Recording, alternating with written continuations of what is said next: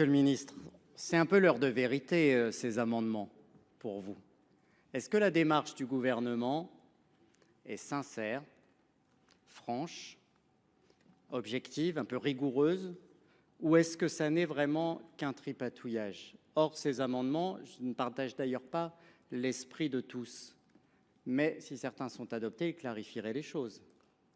À Lyon et à Paris, personne n'en veut de cette réforme du mode de scrutin, à part la maire du 7e arrondissement, qui aurait pu siéger à votre place. Ça n'est pas un problème droite-gauche. Pendant des années, on a entendu dire que c'est la gauche parisienne qui a peur de perdre les élections avec le changement du mode de scrutin. Si c'était le cas, Francis Szpiner et ses collègues du groupe des Républicains seraient pour la réforme, peut-être, même probablement. Ça n'est pas le cas, ça n'est pas le sujet, ça n'est pas un problème gauche-droite.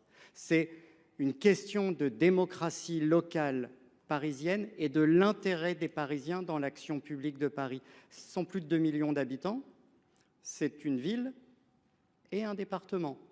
Notre mode de scrutin, d'ailleurs, combine le mode de scrutin municipal et cantonal. C'est peut-être subtil, mais c'est quand même beaucoup plus démocratique qu'une présidentialisation brutale de l'élection du maire de Paris, président du département et par la même occasion probablement automatiquement président de la métropole du Grand Paris. Je ne pense pas que les conséquences aient bien été évaluées. Donc si on adopte cette proposition de loi, il faut évidemment la réduire à Marseille.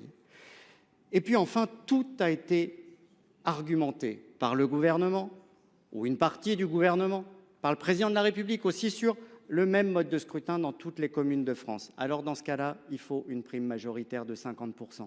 Impossible que ce soit autrement, sauf à faire l'aveu d'un compromis pas assumé, mais bien réel, avec la France insoumise et le Rassemblement national à l'Assemblée nationale pour dégager une majorité pour voter ce texte.